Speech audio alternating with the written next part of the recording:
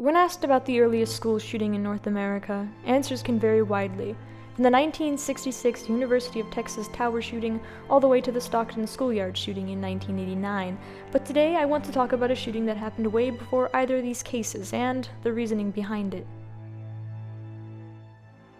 Let's start with the event itself. For this, we must travel back 255 years to July of 1764. It was a hot July day in GreenCastle Pennsylvania, and for the students of the Enoch Brown School, the day seemed like any other as they made the trek through the woods to the nearby schoolhouse. 10-year-old Archie McCullough was the last of the 11 students to arrive. He came running into the log schoolhouse terrified and out of breath. He then attempted to explain to the schoolmaster, Enoch Brown, what had made him run. He claimed he had seen Indians in the trees just off the path to the school. Brown dismissed these claims as an overactive imagination and began his lessons, while the children, in hushed whispers, shared their own sightings of the Indians in the woods. Minutes later, the door was thrown open, and there in the doorway stood a Lenape Indian. Everyone had heard of the kidnappings and murders committed by the Indians, but at school, it was unheard of.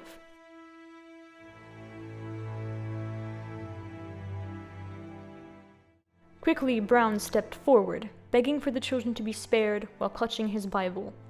He was promptly shot, then clubbed to death, and scalped. As Enoch Brown was being disposed of, 3 more Indians stepped into the schoolhouse, blocking the only exit. The children, who had been frozen with fear, now ran, looking for some way to escape, only to find none. After they were done with Brown, they turned to the students, clubbing them, then scalping them, sometimes while they were still alive, leaving them to die later of blood loss. Archie McCullough hid in the fireplace, watching as his fellow students were caught and murdered, and it wasn't long before he was found and he himself was clubbed and scalped.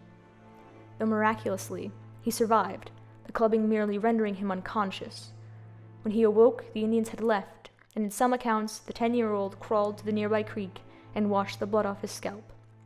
While in others, a farmer comes across the horrid scene and, finding him alive, carries him to the stream. Archie would live into a disputed age, somewhere in his 50s or 60s. The massacre would affect him heavily throughout his life, scarring his memory, turning him into a very shy and quiet man. Archie McCullough's cousins, James, who was 5 at the time of his capture, and John, who was 8, happened to have been taken prisoner by the same tribe of Lenape Indians that attacked the school. John living with them for 8 years before going home, and James never returning after being given as a gift to a Frenchman. In John's captive narrative, he writes about the day of the attack, saying, "It happened that 3 of them, whom I was well acquainted with, came into the neighborhood of where I was taken from. They were young fellows, perhaps none of them more than 20 years of age. They came to a schoolhouse, where they murdered and scalped the master and all of the scholars, except one who survived after he was scalped, a boy about 10 years old and a full cousin of mine. I saw the Indians when they returned home with the scalps. Some of the old Indians were very much displeased at them for killing so many children, especially Nightwalker. He ascribed it to cowardice, which was the greatest affront he could offer them."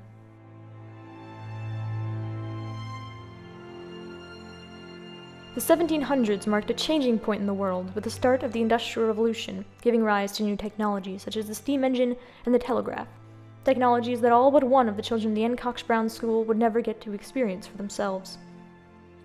The 1700s also brought the Pontiac's War in 1763, just a year prior to the Enoch Brown Massacre.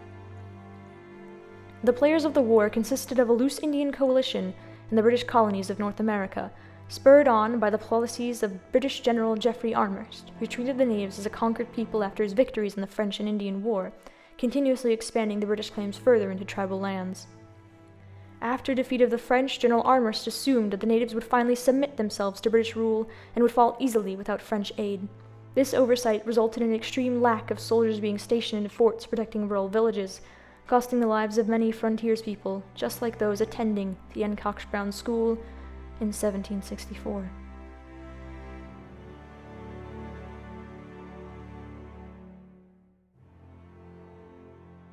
Good morning, good night, and thank you.